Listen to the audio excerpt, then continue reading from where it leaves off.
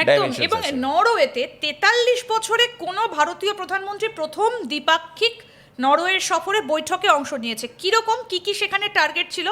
Arctic অঞ্চল, blue economy, সামুদ্রিক নিরাপত্তা, পুনর্নবীকরণযোগ্য শক্তি, সবুজ জ্বালানি।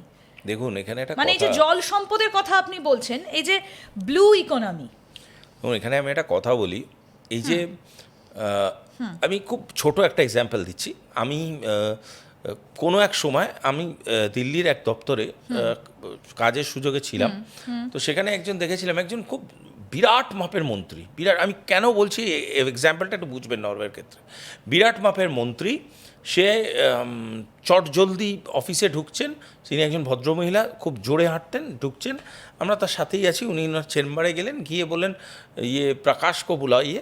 প্রকাশ হচ্ছে ওইখানে যারা সার্ভিস করতেন, চাটা দিতেন, এরকম ধরনের স্টাফ, মানে কন্ট্রাকচুয়াল স্টাফ, তাদের ডাকলেন এবং ডেকে সাথে একটা ছোট্ট কেক নিয়ে এলেন, নিয়ে এসে বললেন কাটিয়ে প্রকাশ, কেক কাটিয়ে আপ।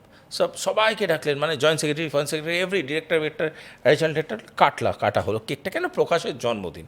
তো উনি মানে বলতে পারেন প্রধানমন্ত্রীর লেভেলের একজন মন্ত্রী, এরা বিরাট বড় একটা লেভেলের মানুষ, ভদ্রমহিলা করেছিলেন। তো এইটা আমি কেন আজকে এক্সাম্পলটা দিলাম, প্রকাশকে মূল্যটা দেওয়া হলো, বোঝানো হলো যে he also belongs to certain ministry, তুমিও মিনিস্ট্রির একটা অংশ, তুমিও আমাদের সাথে এগোবে, আমি একা এগোচ্ছি না, তোমাকে সাথে নিয়েই এগোচ্ছি। তোমার কাজ চা দেওয়া, তার মানে এই নয় তুমি খুব ক্ষুদ্র একটা মানুষ, তোমার কোনো ভ্যালু নেই, সেটা তো নয়। এই বার্তাটা আমাদের হয়তো কোথাও গিয়ে ক্যারি ওভার হয়েই ফরেন অ্যাফেয়ার্স, ফরেন পলিসিতেও গেছে। যখন গিয়ে দেখি আজকের ডেটে দাঁড়িয়ে আমাদের প্রধানমন্ত্রী ব্রাজিল যাচ্ছেন, গিয়ে ব্রাজিলের চিফ অফ স্টেটকে জড়িয়ে ধরছেন, যখন আমি গিয়ে দেখি আমাদের প্রধানমন্ত্রী একদম আফ্রিকার নগণ্য দেশে যাচ্ছে, আমাদের প্রধানমন্ত্রীকে যখন আমি গিয়ে দেখি ফরেন পলিসি নিয়ে ডিসকাস করতে 1:1 বাইল্যাটারাল মিটিংয়ে যাচ্ছে নরওয়েতে, ইট স্পিক্স ভলিউম। এটা বোঝায় গোটা পৃথিবীকে যে আমরা ছোট থেকে মেজো, মেজো থেকে বড়, প্রতিটা মানুষ তার নিজের নিজের অবস্থানকে আমরা গুরুত্ব দিই, আমরা বোঝাই আমরা ভারতবর্ষ, আমরা সবাইকে নিয়ে এগোতে চাইছি। We are not selective in friendship, we are not selective in progress. আমরা সামগ্রিকতাতে বিশ্বাস করছি। এতে কি হবে জানেন, ছোট ছোট দেশের মধ্যে তো রিসোর্স কম নেই, কোনো নিজের নিজের রিসোর্স সবার কাছে আছে, দেশটা ছোট হতে পারে, সেই ছোট দেশগুলো যদি আজকে একটা greater understanding of the world বা গ্লোব বানায়, সেখানে ভারতবর্ষের প্রতি থাকবে। এই জায়গাটাতে আলোচনায় আসবো, যে 9টা ডিলের কথা বলেছিলাম, মূলত যে বিষয়টা এবার আমরা আলোচনায় আসবো সেটা হচ্ছে ইউএই। অর্থাৎ এই ইউএইর সঙ্গে যে ডিল ভারতের সম্পূর্ণ হয়েছে, কি কি হয়েছে এবার সেগুলো নিয়ে আমরা আলোচনা করব।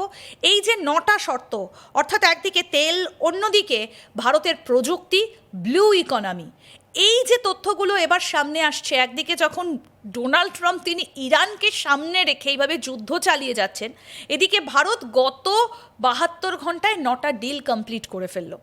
বুঝতেই পারলো না বোকা ট্রাম্প যে কিভাবে গোটা বিশ্বের রিমোট কন্ট্রোলটা চলে এলো ভারতের হাতে।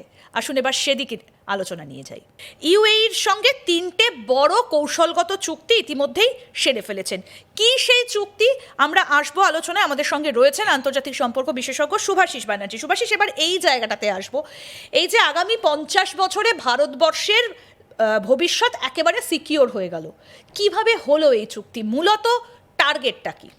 দেখুন, এনার্জির এন্টায়ার ডাইনামিক্সটা একটু বুঝতে হবে। এনার্জির এন্টায়ার ডাইনামিক্সটা not just extraction, but distribution, channelling, সেই ডিস্ট্রিবিউশন চ্যানেলিংয়ের পরে রিজার্ভেশন, এনার্জিকে রিজার্ভ করাটা, এটা ভীষণ ইম্পর্ট্যান্ট। শুধু তাই নয়, এনার্জির বিভিন্ন রকম সোর্স থাকে, alternate source, direct source, natural sources, renewable energy, এই গোটা ধরনের যে এনার্জির এক্সিস্টেন্সিয়াল স্টেটাসগুলোকে, এইগুলোকে একের পর এক ব্যবহার করে, তার মতো করে, সব জিনিস তো একসাথে হবে না, তার মতো করে ব্যবহার করে একটা অর্থ সামাজিক পরিকাঠামো তৈরি করা, যেটা একটা রাষ্ট্রকে গ্রো করতে হেল্প করে।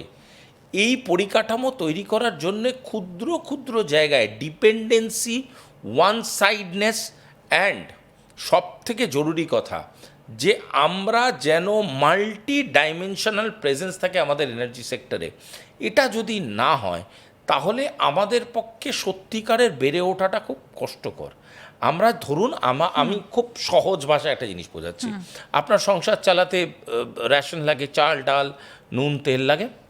এই চাল ডাল নুন তেল আপনার পাড়ায় একটাই দোকান আছে, আপনি সেখান থেকেই কেনেন।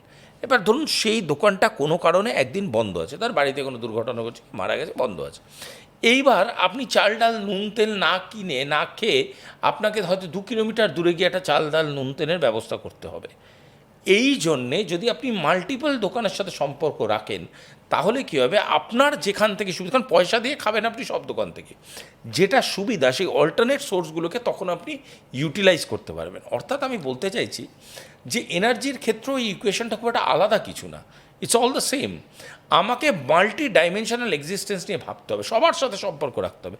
আমার যদি ক্যানাডার সাথে সম্পর্ক বেটার করলে আমি গ্যাস পাই, আমি করবো। অবশ্যই আমরা এই যে 3টে ডিল হয়েছে আমরা এক এক করে আলোচনা করি। প্রথমে 3টে ডিল একটু বলি। 30 million barrel strategic oil reserve partnership, 2 নম্বর হচ্ছে 5 মিলিয়ন ফ্রেশ ইনভেস্টমেন্ট ইন্ডিয়াতে ইনফ্রাস্ট্রাকচারাল ক্ষেত্রে, আর একটা হচ্ছে দীর্ঘমেয়াদী এলএনজি এবং এনার্জি সিকিউরিটি পার্টনারশিপ।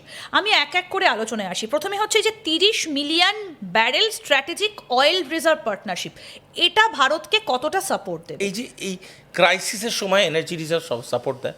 আপনার যদি জমানো পয়সা না থাকে, আপনার বাড়িতে কোনো দুর্ঘটনা ঘটলে আপনার পাশে কি দাঁড়াবে? এটা কিভাবে সম্ভব হবে? এটা বিভিন্ন রকমভাবে এনার্জি সেক্টর করা যায়, বিভিন্ন রকমভাবে এনার্জি স্টোরেজ করা যায়। সেই এনার্জি স্টোরেজ, এনার্জি সেক্টরাইজেশন, এনার্জির বিভিন্ন রকম লেভেলিং করে সেগুলোকে স্টোর করা হয়।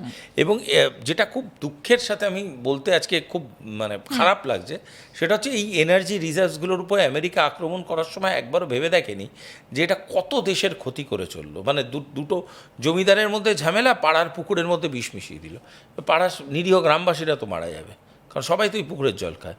পয়েন্ট হচ্ছে এই ধরনের বোকা বোকা অরাজনৈতিক অকূটনৈতিক মানসিকতাগুলোর জন্যই তো আজকে এনার্জির এই ধরনের টালমাটাল পরিস্থিতি সৃষ্টি হয়েছে। ভারতবর্ষ তো একটা গুলিও চালায়নি, ভারতবর্ষ একটা গোলাও চালায়নি, তাহলে ভারতবর্ষ আজকের ডেটে এরকম নড়ে চড়ে বসছে কেন? 1 টাকা হলেও ভারতবাসীদের বেশি দিতে হচ্ছে কেন?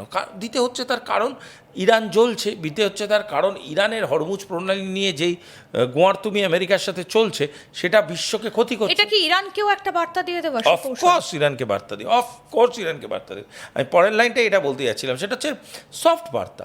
সব জিনিস তো বোঝাতে হয় না, সব জিনিস কি কথা বলে বলতে হয়?